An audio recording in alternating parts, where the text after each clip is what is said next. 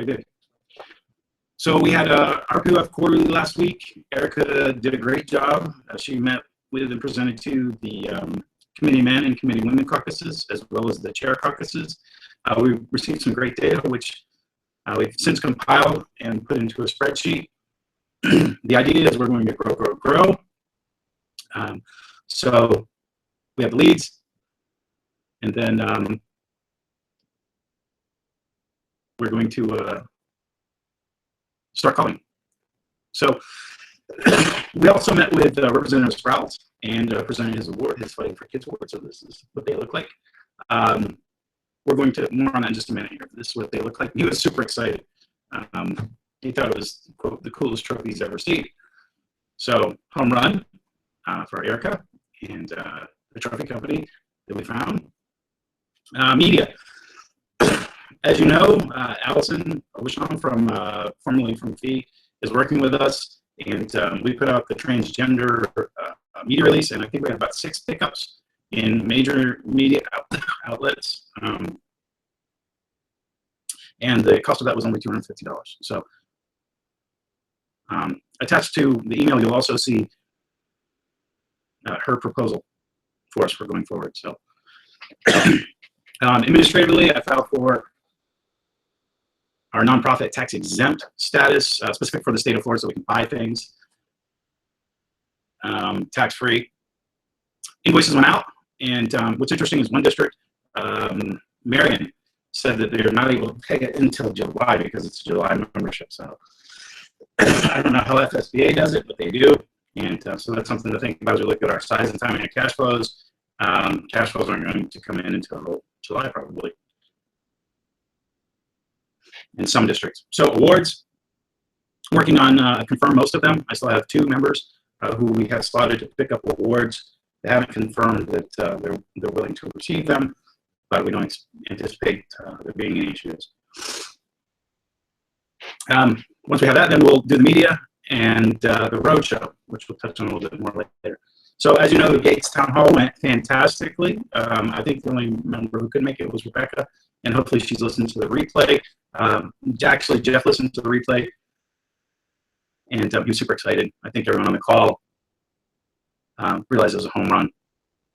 So, I also met in person with Patricia. She came to Indian River County this week, Patricia Lebeck, and learned a great deal.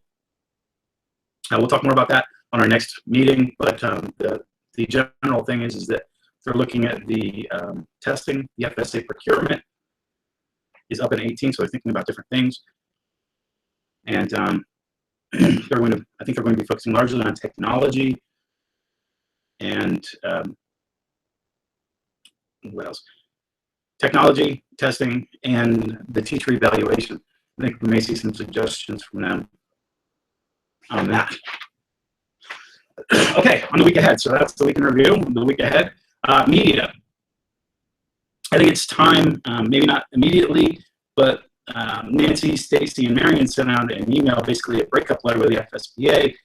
She spoke about their values incongruence as far as the transgender issue, as well as the savings, the value piece of it. So that's something I think an opportunity in the media that we will potentially leverage. So growth at the RPOF, we were invited by a member of the Okeechobee board to come out and do a presentation on the new law, the new membership law. So we'll be doing that second week in June.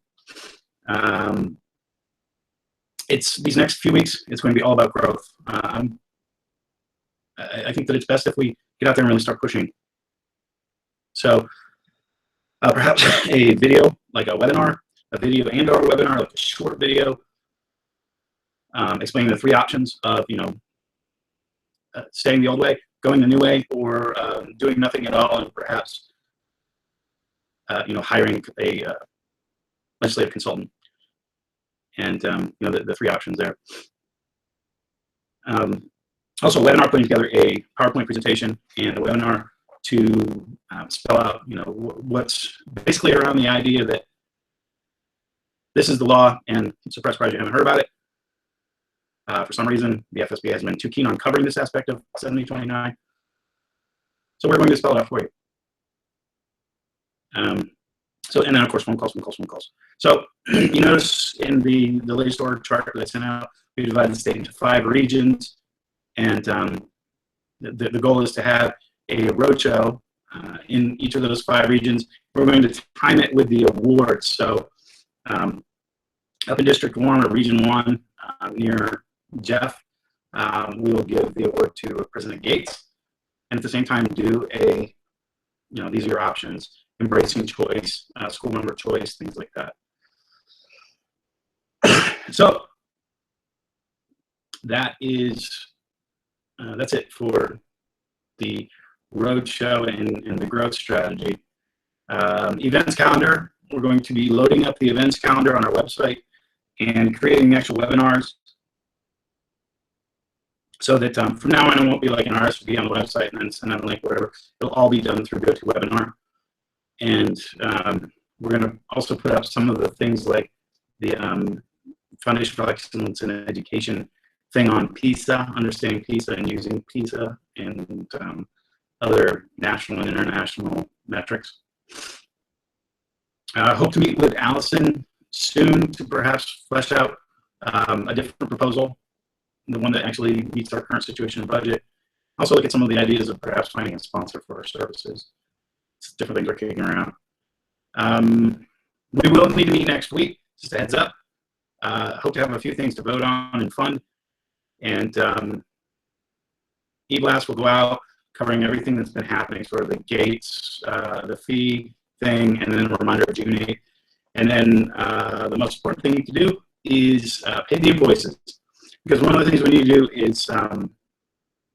is we need an administrative assistant or executive assistant or whatever to handle all of the minutia for things like travel and updating the website and little different things, just correspondence, that kind of stuff. So please pay your invoices as they come to the district. They did go out.